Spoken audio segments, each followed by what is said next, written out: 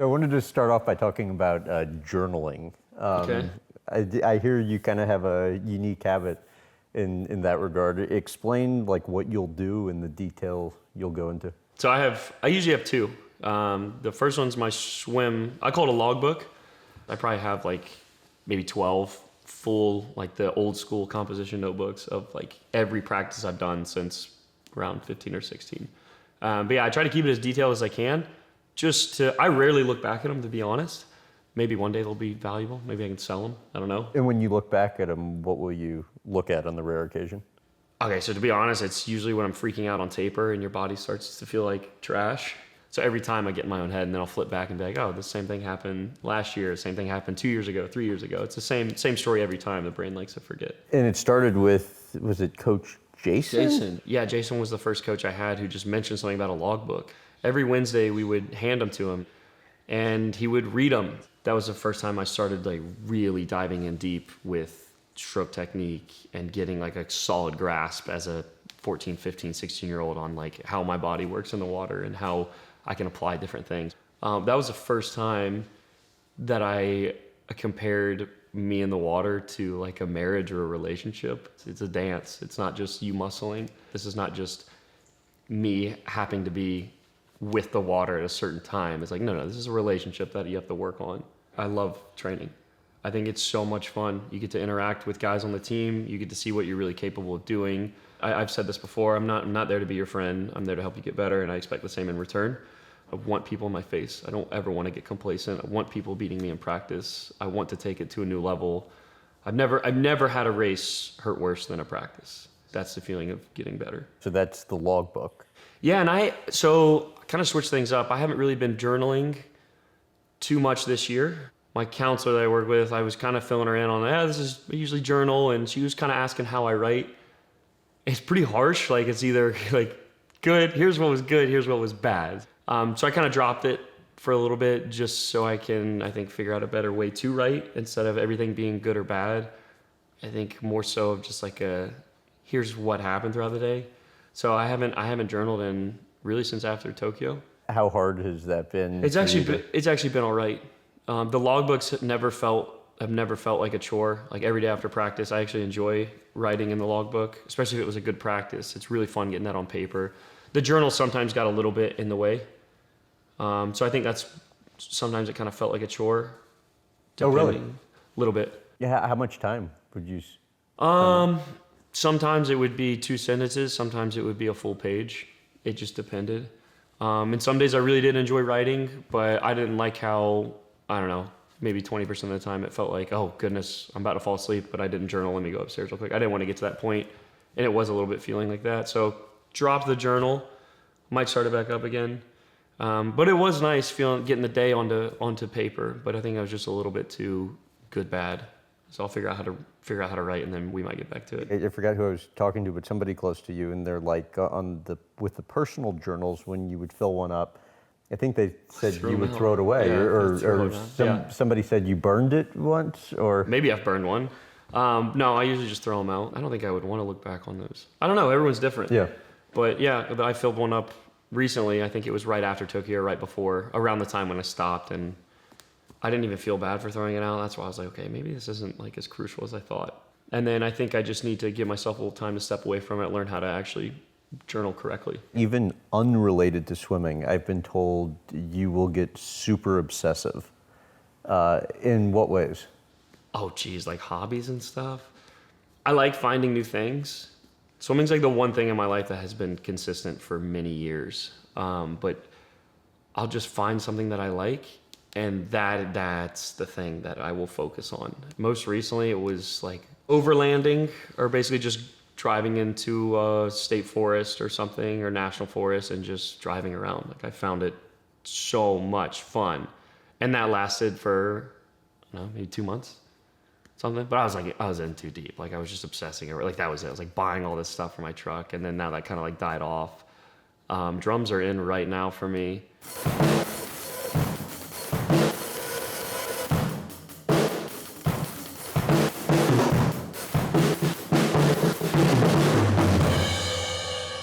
But drums have been around since like 5th grade. And it was like playing Pokemon at one point. Pokemon's never gone away. I'm playing the new one right now, and it's fantastic. Take me through one of your purge phases. Oh, geez. Yeah, I guess you've done your research.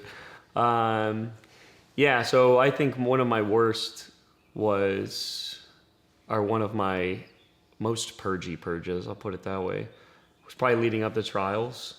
I threw like everything out. I had like, I'm not kidding, my closet was like everything. Everything I owned was probably like this much on the hangers. I didn't realize at the time that it was like not normal behavior, but that was my go-to thing for nerves and anxiety. I didn't really realize it until I got back from Tokyo. I was like, where's all my stuff? But yeah, anything I felt that was in the way, whether it be a mental block or a physical block, such as something as minuscule as a coffee mug, it got the boot. So just trying to clear out every obstacle in my life that interfered with me having the blinders on, with the goal being trials in Tokyo, it got the boot. So that's how I dealt with it. I would just throw stuff out. Yeah, whether it be clothes, coffee mugs, suits, goggles. I hated having extra anything. Photos on my phone, music on my phone. Yeah. I don't want to get back to that point. I still want to be minimalistic in some regard, but it was too much. How much, if at all, would it help you when you were in it? I think it gave me a little bit of release, but there was always something else that I could have thrown out. I think I eventually got to the point where I was like, okay, this is probably enough. Because I would get home from practice and immediately, that's just what I would do, is start looking for stuff to throw out. Just looking for something to do to fill the void of not thinking about races or what's coming up. Yeah. It's a lot easier to kind of reminisce on this stuff and think about it now than when it was going on. I didn't think twice about it when it was going on. But I'm just picky about what I hang on to. So like, yeah, don't send me gifts, because if I'm being honest, like 85% of the time it'll just be donated. It's baggage, it's not physical weight, but these are all things that I got to keep up with. So I probably could name everything that I own. Yeah, I could probably name every shirt I have and stuff like that. Your mom told me, actually it started with one of your siblings and the whole kind of minimalist lifestyle. I actually used to be a pack rat. Yeah.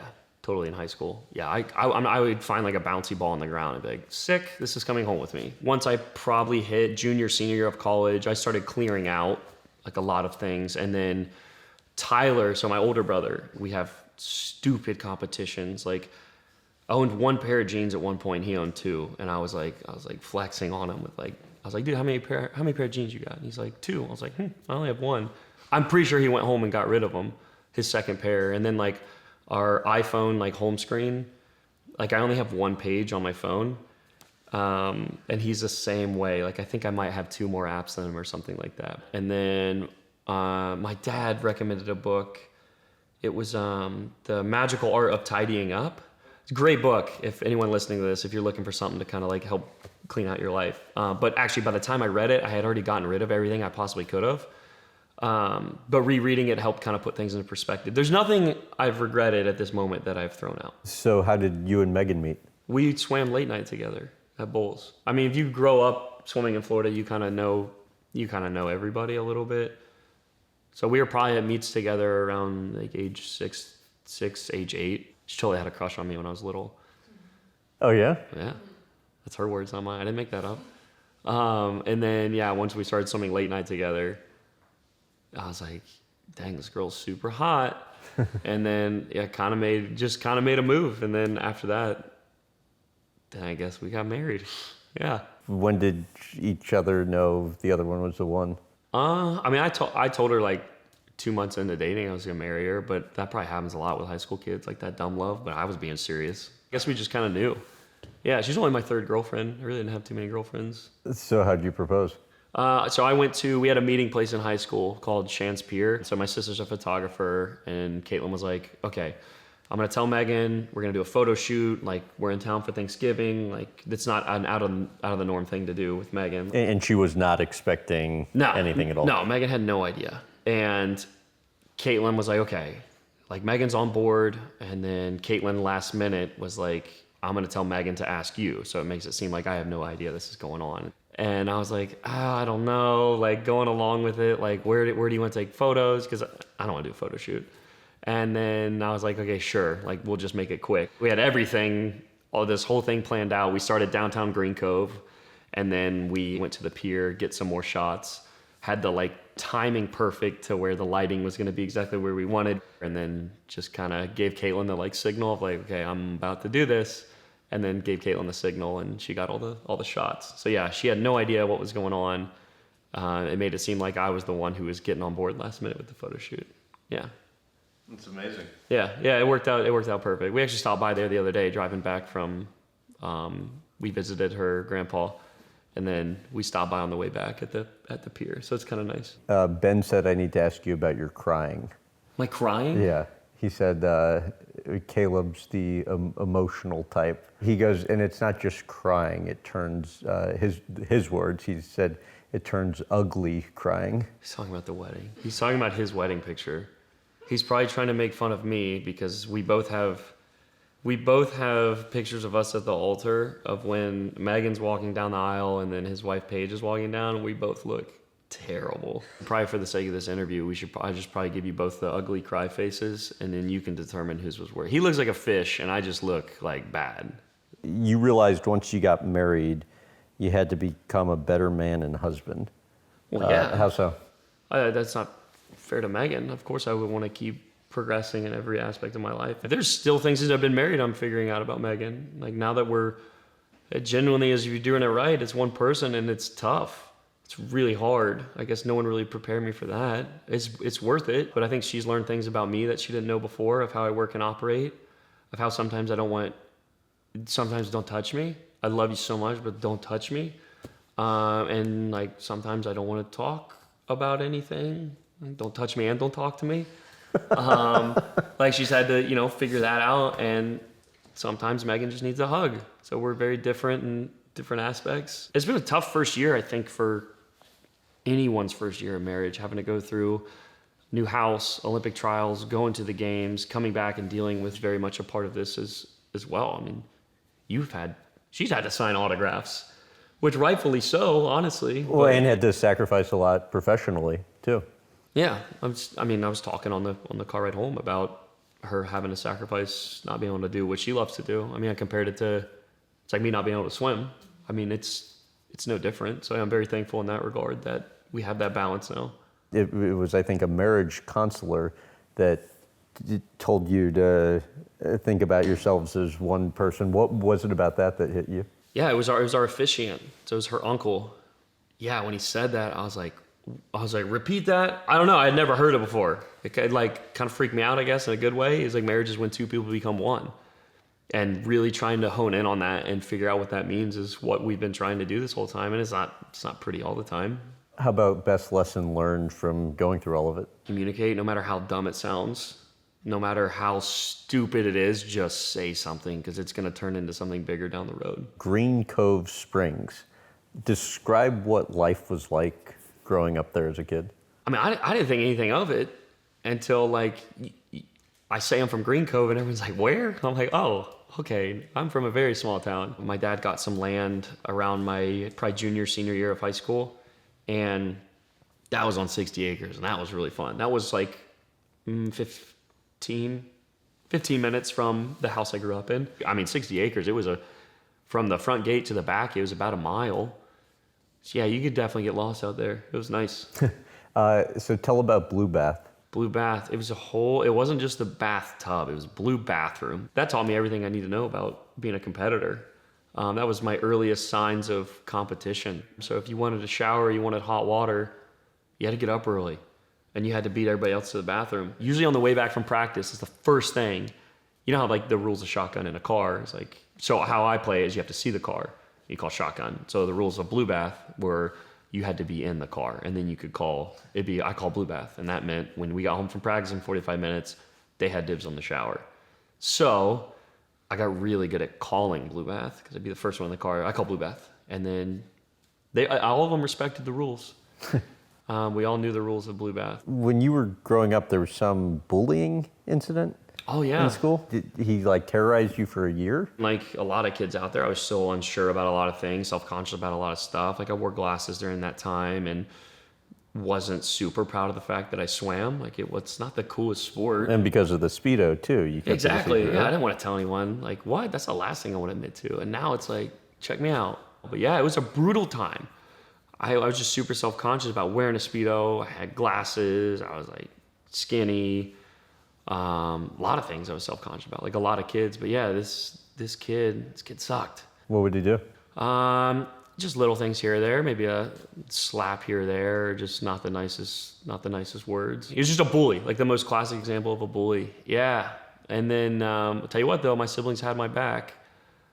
They got in trouble. I want to say either Caitlin or Tyler got suspended because they basically went up to him and basically said like, I'm framing it very nicely. Basically said like, stop picking on my brother or there'll be further consequences, which was awesome. Like for them to have my back like that. Wait, Yeah. so why'd they get suspended then?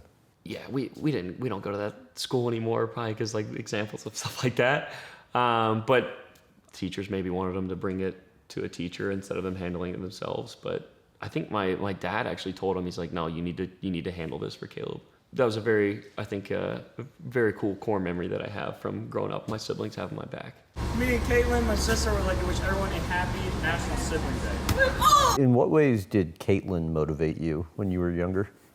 So Caitlin was the one who kept me in the sport, for sure. She was kind of my go-to not when I would get frustrated with my parents, because my parents never forced me to swim. It was never, you have to swim. It was just Caitlin putting it into perspective of, this is why I think you should stay in it. There's a lot of people who care about you in this sport. I've seen your smile, or I've seen your face light up in practice. I've seen how happy you are at swim meets. I can honestly say I don't know if I would still be swimming if it weren't for Caitlin, because she was the one sibling that was still in the water with me. I don't know if Sheridan was doing swimming at this point. So being able to lean on Caitlin was huge. When you were growing up, what kind of animals did you have? What did we not have? We had reptiles, mammals, birds. We had everything. Horses, dogs, guinea pigs. I had a bird at one point. This is the meanest thing ever. Still super mean. And then cats, hamsters, which got out a few times. Did they ever get a pet rat? Yeah, that was, so that story, I told my mom I was going to get a turtle. I was like, yeah, me and Meghan are going to get a turtle. And we had probably been dating a year, 2 years. Like the cute thing to do when you're dating someone, like, oh, we're going to get a pet together.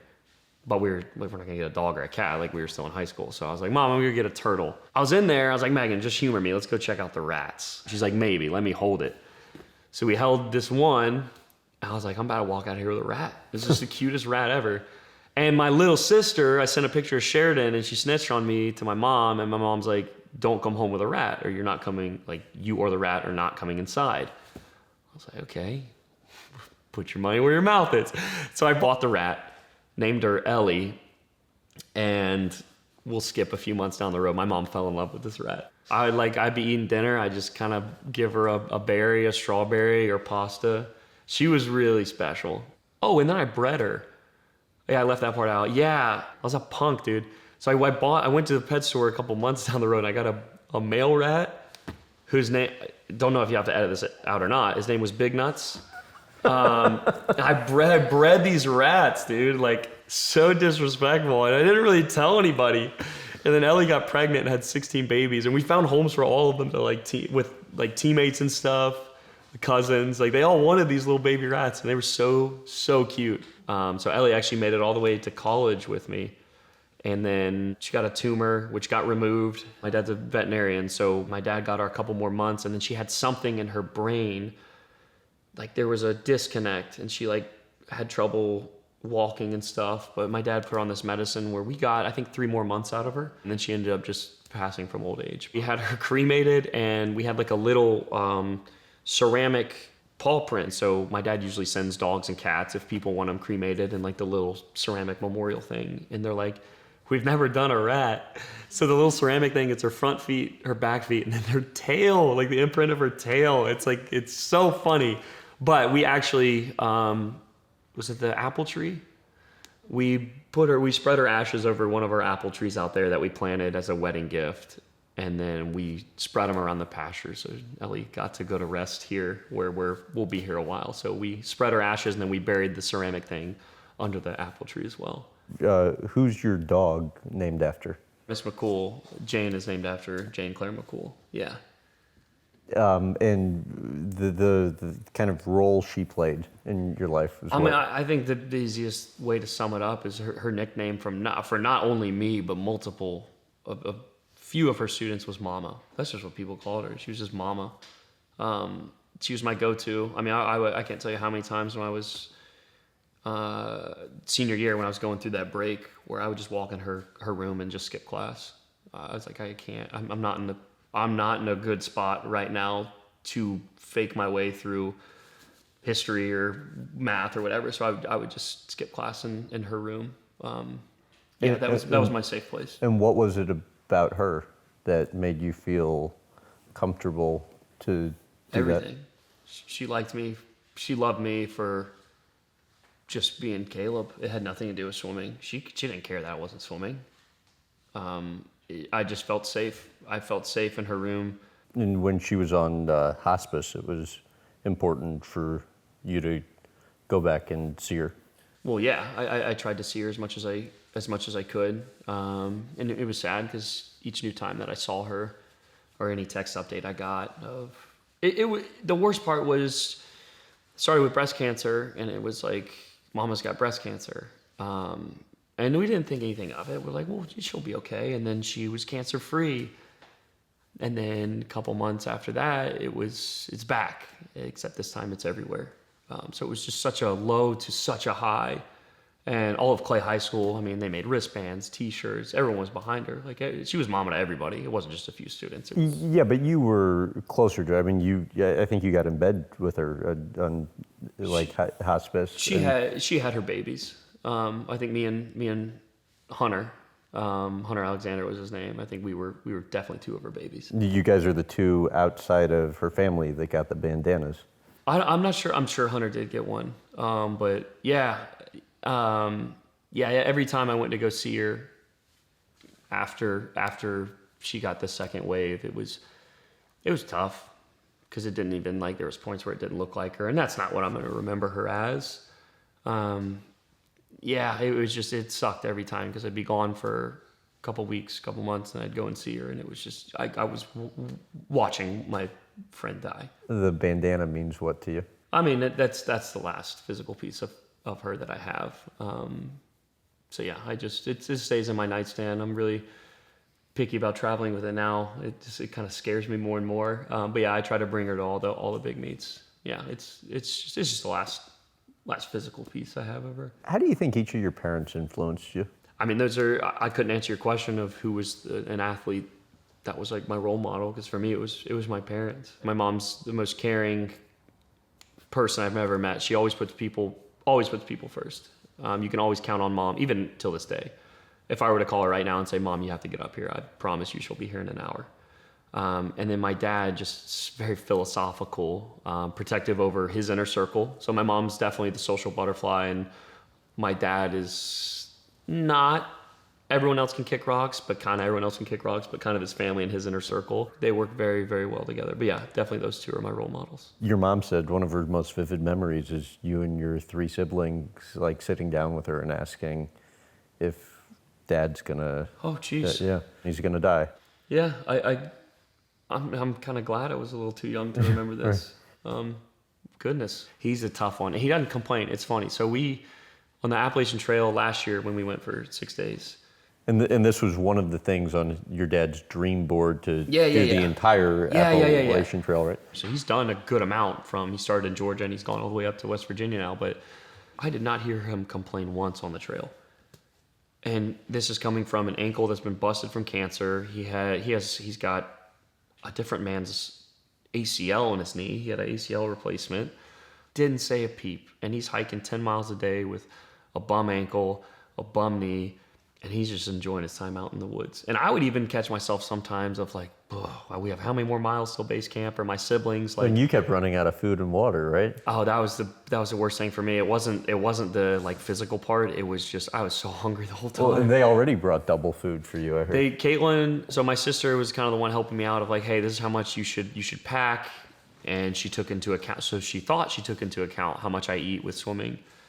Dude, I was just so hungry the whole time. I was starving. So when we refueled after 3 days, like we repacked our food. My mom was our pack mule. She met us with the car like halfway in, and then we got more food. So I packed like triple after that. And I was good to go. I was fine the last like 3 or 4 days, but I was like begging people for scraps. I was like, please. I was like, I'm so hungry right now.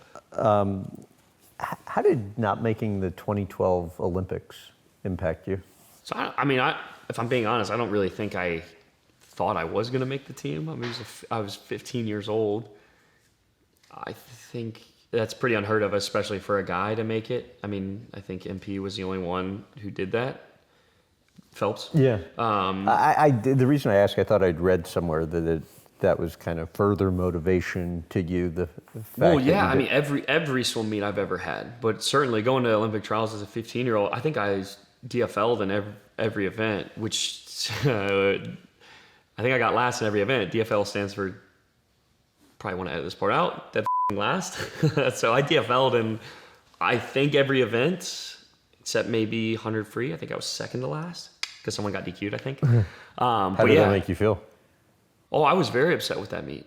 Yeah, I mean, because it was the first time I experienced true pressure. That was the first meet where I'm swimming in the same pool as Phelps and Lochte and all these big names. And what are you thinking going into that? I was freaking out. I wasn't myself at all. I wasn't swimming my races. I was so caught up in nerves. That was the first time where I was probably genuinely nervous to the point where it was affected me. So yeah. And affecting you meaning what? Swimming slow. Slow. Yeah, it was terrible in 2012 trials. So I took that with me, and I'm not saying I don't regret anything from that meet. I think I needed to have a swim meet like that. So going into 2016, when I made my first Olympic team, knowing what the crowd feels like, knowing what the setup feels like, knowing how to get my meals, knowing behind the blocks what's going through my head. Yeah, I mean, every meet since I was a kid, I think I've learned something to put forward. There's a lot of memories I have of like races, even as a 10-year-old, where I've carried that with me up until now. Carried the feeling. What I've learned. Okay. Yeah. I mean, goodness, I remember I did a 4 a.m. 500 free double when I was like 9 or 10.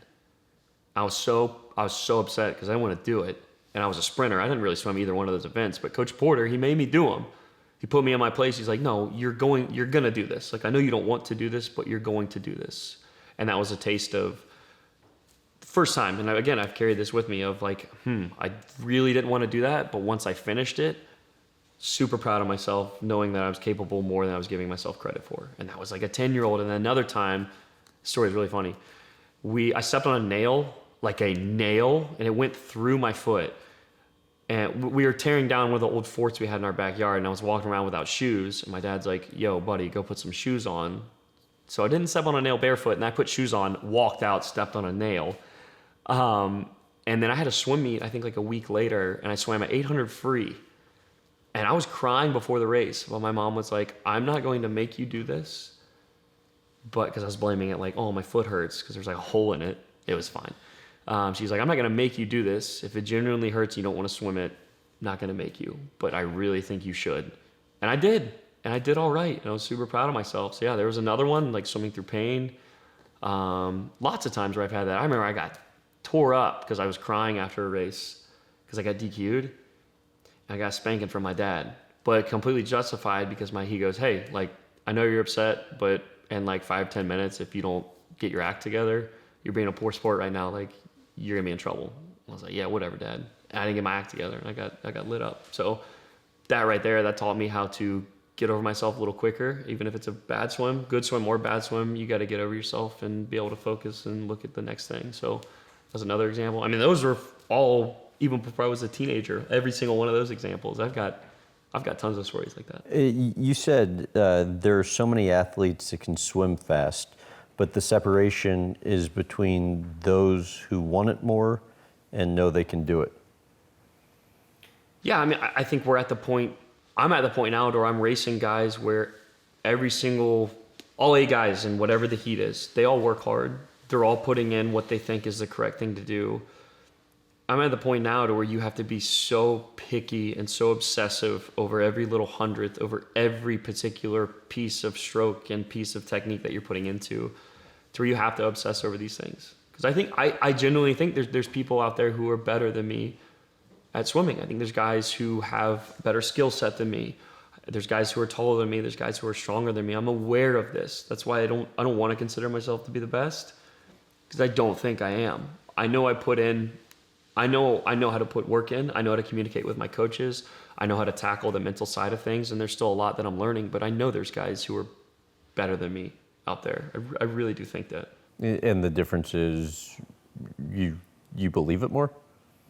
No, sometimes it doesn't come down to that. I think trying to tackle every little outlet you can gain of sleep, nutrition, diet, weight room, every supplement you're taking, how you're approaching practice, the goals you're putting in every day. I mean, I refer to it, I don't think I'm just mentally more prepared. I think I've just dropped more pennies in the bank. I think that's what it comes down to. But I'm not gonna downplay anybody who's making an Olympic final or an A final at Worlds. Like, they've clearly gotten to a position where they're at because they've put serious work in, and they've also put pennies in the bank. So it's tough, because I feel like to answer this question, I have to downplay my competitors, and I never want to do that. So for me, I know what works for me. I know what pennies I'm putting in the bank, and that's really all I can focus on. Describe what meat mode is. Meat mode? Yeah, basically I stop talking to everybody and I just watch movies, and swimming is the sole focus of my life. But yeah, meat mode, once I get to the meet, yeah, the focus is swimming fast. If we're not talking about swimming fast, I don't want to talk about it. And that's pretty much what meat mode is. And it's not every meet, but it's the important ones. No, it's not every meet. It's the meets that matter. I'll go through race routine at every single meet. Like, pretty much once I'm behind the blocks, it's going to be you're going to see the same thing when I'm behind the blocks at every single meet. That's going to be a set pattern. But actually being at the meets, because it's a lot of mental energy to be in meet mode. Like, you pretty much stop talking to everybody. You try to conserve as much as you possibly can, because you're expending a lot of mental energy, a lot of physical energy. And so basically I'm just trying to control every possible variable that I can. And it pretty much boils down to me not talking to anybody, and just thinking about swimming fast. And you not talking to anybody, I mean, that's extended to even those closest to you. Correct me if I'm wrong. I think I heard somewhere it was going into the 21 trials that Meghan had asked, like, did I do something wrong or something like that? I think that was the first meet where, I mean, yeah, it happened. Was it? Yeah, I was about to say, I think Meghan had it figured out. Like, Meghan's fully, okay. Yeah, she's fully aware of kind of how I work and operate. And some people are opposite. But yeah, I don't know. That's what works for me. I like to stay within myself. But yeah, it extends to everybody. Anybody and everybody. Yeah. How do you view pressure? I'm aware of it. I know how to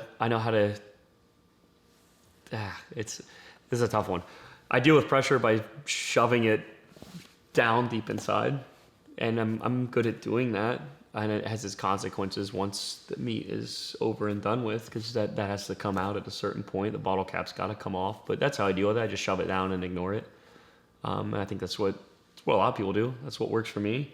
Very good at just ignoring, shoving it down, getting rid of it, and then dealing with it at a later time. So yeah, I mean, I was nervous. I felt the pressure at trials. I showed up at a building with my face is on the outside of it.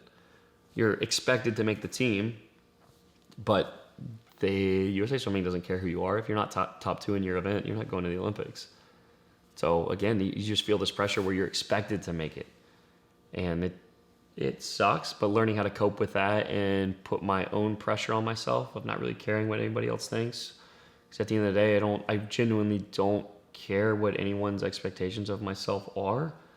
Because most of the time, the pressure I put on myself is greater than what people are expecting me to do anyways. But it does get to you in some way, right? I've gotten better at dealing with it. But yeah, I mean, of course, you feel it to some extent. I think if any athlete says, no, I don't feel it at all, I think they're lying. Either that or I'm just flat out wrong. But you feel it you have to feel it at a certain extent. But I think it's good. I think it'd be a good motivator if you deal with it in the right way. I want to take you back to a moment. Your last high school state meet, you become the youngest ever to go under 19 seconds in the 50 free. And then in the finals, you don't get another best time. How does the crowd react and how does that affect you? Oh, goodness. Yeah, I remember this. The first thing I heard was like sighs of like, dang it. He didn't go under 19 again. And that was the first taste of like, screw you guys. Like I just went like 19-0 as a high schooler, but that was the first taste of like that expectation of, oh, you've done it once. He's going to do it again. And I just felt like a entertainment at that point. You would go through these instances, at least on occasion, where like you couldn't breathe. Yeah, they were panic attacks. Like describe what that feeling was like when you were in it. Yeah, I mean, it was hard to control. I was the #1 recruit. All these colleges calling me, people wanting my time. So it was really difficult to swim in high school with all this new attention, this new spotlight, and try to swim when you're having a panic attack. And you end up like deciding to take 6 months off at some point that year. What made you decide to do that? I needed a break. I needed a break from everything. I didn't have a plan. I didn't know if I was going to keep swimming after that. I didn't know what was going on. Yeah, it was an extremely rough time. Didn't want to do anything. Wasn't going to school. Wasn't swimming. Was pretty much just laying in bed for all hours of the day for a couple months. What was kind of the lowest point? Yeah, that's definitely not something I want to get in today. I mean, I'm fully aware of what my lowest point was. It's not something I want to say on camera or something I don't know if I'll ever be ready to say. But it was just rough. Didn't want to do anything. Wasn't going to school. Wasn't swimming. Was pretty much just laying in bed for all hours of the day for a couple months. And that's what I needed in that moment. Definitely had some people around me in my circle to help me get out of that. But it was necessary for me. I think that's what I needed to do.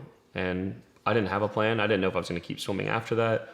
I didn't know what was going on. Yeah, it was an extremely rough time. Probably one of the lowest points in my life. What were the tools that you found successful for you that allowed you to get through it? Being patient and clinging on to the people I was comfortable talking with made me feel more human and made this situation feel like a much more manageable thing to cope with. Not every day was it my parents. A lot of it was Meghan, my little sister, and Miss McCool. There was just kind of a lot of stigmas behind Florida of they train too much, Coach Troy's way too hard, blah, blah, blah.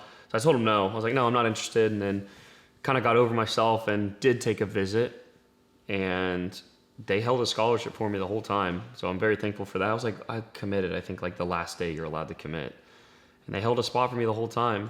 And then were patient with me. I remember Troy, there's a quote from him. He said, we don't care if you don't swim till you get here. He goes, you take your time. So having that in the back of my head of, again, no one rushing me to do anything. I just needed time to figure it out within myself, as brutal as it was. I'm forever in debt to Florida till this day for that moment and many moments after that.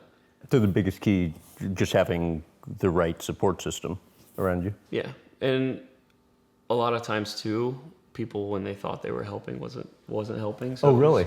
It was tricky. Yeah, sometimes I didn't want to talk to anybody. Sometimes I just wanted to lay in bed for the whole day. Sometimes I just didn't want to eat. I think that's why it just took some time for me ultimately to figure it out myself, talking with the counselor I had and just taking my time. I think that was the biggest thing. If I rushed back into swimming, because there was points when I wanted to swim during this, but that's also what was causing some of what I was experiencing. So yeah, I just needed time. But I tell you what, when I did come out of that, when I was ready, it was awesome. Getting back in the water for the first time, felt like I was getting baptized. In the months following Tokyo, your best friend Ben said that it was hard for you. In some sense, I think harder than the senior high school year. How so? Yeah, it's brutal. I think the added attention, the monumental moment in our sport is the Olympic Games, an event that happens once every 4 years for a race that lasts. My longest race is lasting 49 seconds. My shortest is lasting 21 seconds. I just think the pressure built up. And then when it comes up, it just so happens that that certain point is when everyone wants to be in your business and ask, how is the games? Just so many repeat questions. It wasn't just me under the microscope. It was very much me and Meghan. I mean, we had interviews together.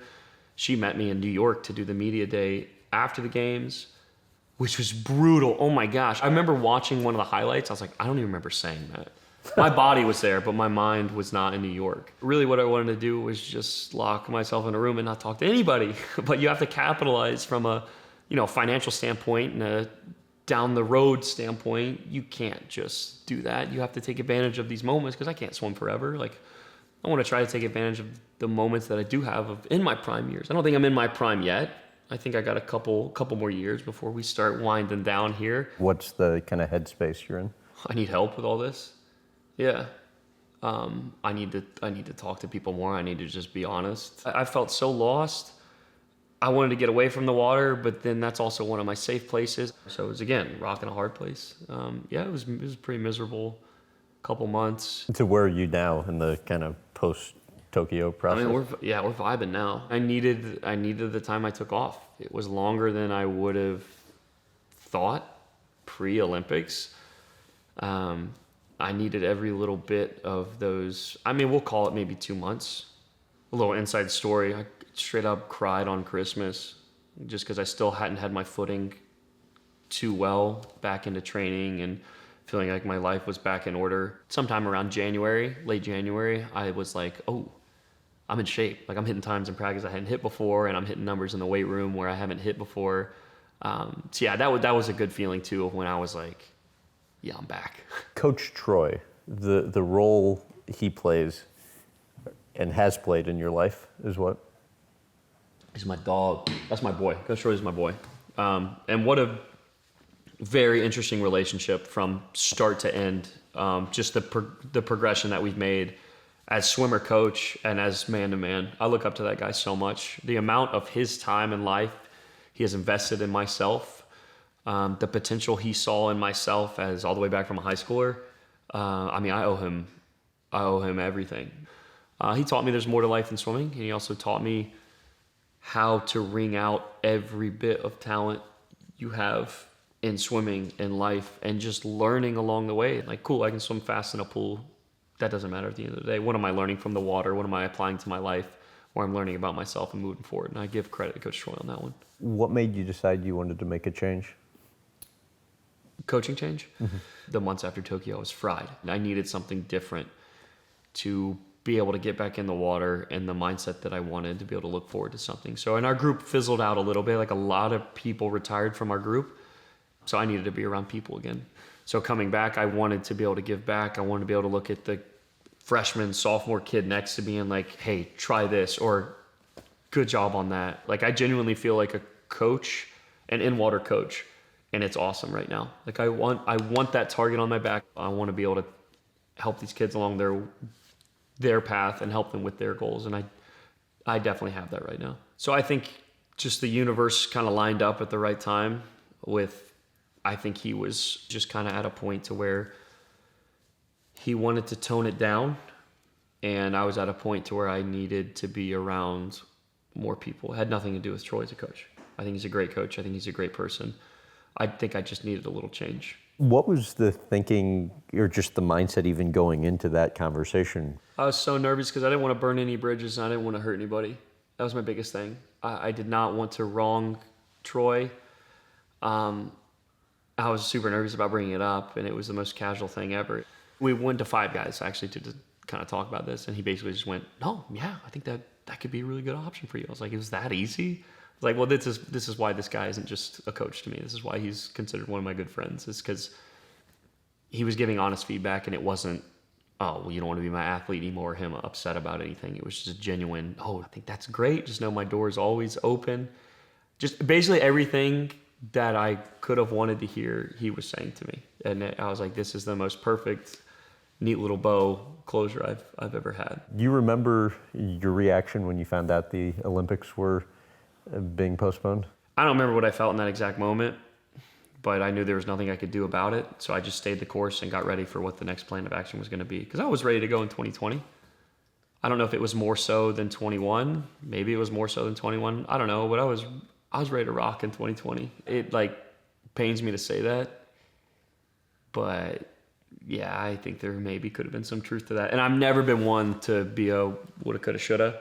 But I'm just saying right now, looking back, I was ready to go in 2020. Who knows if it would have been faster, but I was ready to go. And why do you think the one less year would have had a positive impact? That was the 4-year plan that Troy put together. Everything had led up perfectly until that point. I was having some really good practices, and then it just threw a huge loop in everything. But at 21, I had some really good practices as well. It's just that actual couple months of having your routine thrown out of whack. I think that was just the biggest harm. And we made it work. We made it work with the situation we were given, and that's all we could have asked for. Ryan would have made it in 2020. Yeah, he wasn't ready to go another year. He was ready to go in 2020. That's what the plan was. I think swim 2020 and then hang it up. Yeah. And having to go that extra year, I think really, really mentally drained him, especially coming off of people not getting off his back for the Rio incident, the IV thing. Like, he went through a lot, and then having this one last curveball thrown in, I think broke him. But yeah, he would have made the team in 2020 for sure. I think he would have been really fast too. I think it hurt a lot of people. I think that's why few people are hanging it up right now, just going through the COVID year, going through the Olympic cycle, and then coming back home. There's a few of my teammates who are calling it right now, and it's kind of sad because like I'm the same age as them. It's like, whoa, I'm not ready to be done at all. Yeah. It's a brutal year. What about it do you think caused some to just say, I'm done? There was just so many things that were questionable. Nothing was guaranteed. Nothing was certain. The mental strain that put on everybody of not knowing where your next meet's going to be, not knowing if you're going to have a next meet. Just your routine was just slaughtered. Like, I was running for a little bit because we had limited pool time. I hate running. I like running fast and like for little spurts, but like what? I was like running miles. I was like, I had to. I had to stay in aerobic shape. I became an animal on the rower. But yeah, we made it work. We made it work, but it broke a lot of people. And what were the most notable ways it was disruptive? Limited pool time. I had pool time Monday to Thursday, singles. So it's only 4 practices a week. And then I was lifting. in my strength coach's garage. There's actually some parts of COVID that I missed. Usually on Fridays, because we didn't have practice Saturday, was just white wine night. That was me and Bailey. It was rough. It was rough in the morning, but white wine night. We would just buy, gosh, it was gross. You could get a liter. So, no, 1,500 milliliter, 1.5 liter for like $12. And we would play Mario Kart, drink white wine. And it was so fun with, the speakers are upstairs. I got these like 4-foot speakers half off from Best Buy because some little kid like poked holes in them, but they work fine. And oh my gosh, white wine Avicii Fridays it was Moscato. It was so gross. How did Ryan Lochte and Michael Phelps influence you? Geez, I mean, there's things I'm still learning from this day. Till this day, especially because I've gotten thrown into the comparison boat, which I do not think is fair to Michael or myself or the swim world. 2 different types of swimmers, but there's more things I understand of how Michael worked and operated, kind of not on the same level that he is, but a similar level that Michael was, of just his approach to training, and I think his overall obsession with the sport.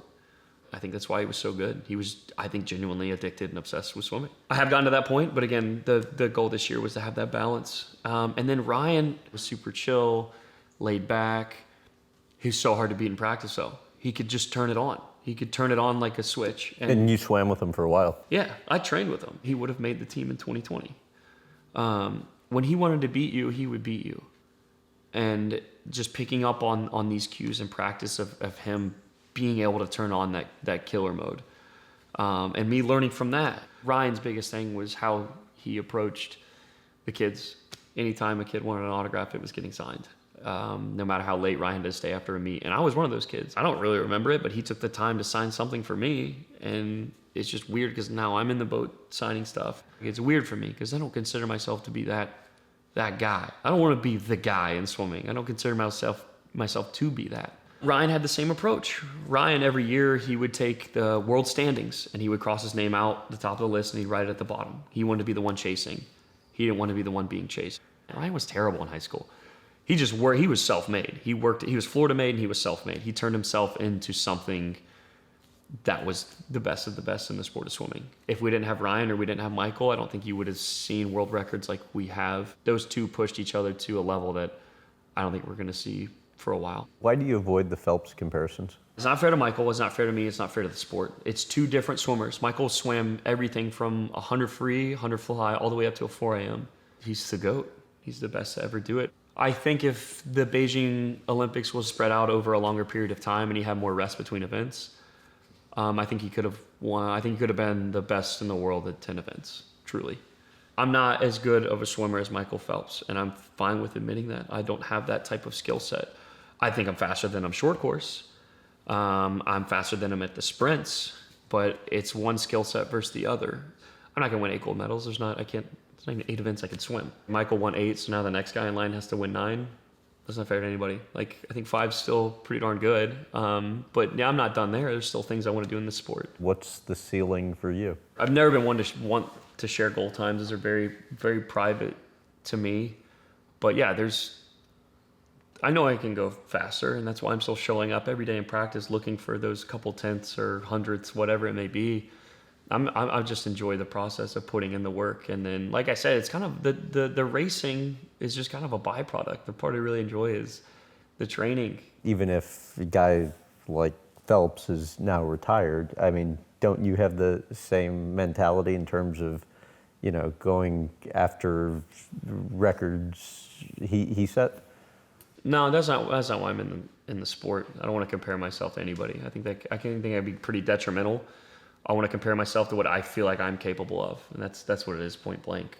If my standard is Michael Phelps, and I never reach that or I surpass that, then what? Who do you compare yourself to? I think you can only compare yourself to what your potential is and what you're capable of doing, and that's right now what I base my goal times off of, not anybody else. I think if I hit my goal time and I still touch the wall second, I think I'd still be happy. Which is a huge debate because some people would just be like, no, I could go slowest time I've ever gone and touched first and got a gold medal and I'd be good to go. But I don't think I'm that way. How did your performance in Tokyo compare to your goals? I didn't hit any of my goal times in Tokyo. Yeah. I think that's the easiest way to put it. It makes me sound like ungrateful, but yeah, there's races where I didn't hit my goal times and I wanted to go faster and things I should have done better. That was my first instinct after coming home, and that's not fair to myself. That's not fair at all. Like, I just won 5 gold medals on the biggest world stage in sports. And I'm thinking about how I wish I would have gone faster in certain events. I think that's what makes me great. But I think can also be detrimental if I want to have longevity in this sport, is there has to be a balance of both those. It's one of my biggest faults is I don't do as good of a job as I would like to do, giving myself credit when credit's due. But I still think there's times out there that I'm capable of going. That's why I'm so hungry in the sport, and that's why I still want the guys next to me pushing me. Like, it's fun. I found way more joy in just enjoying time with my inner circle. No new friends. That's the motto. Besides me, obviously. Of course. Thank you very much. Cool. Yes, sir. Is it painless? Nah, it was easy enough. You're good. You're good at what you do.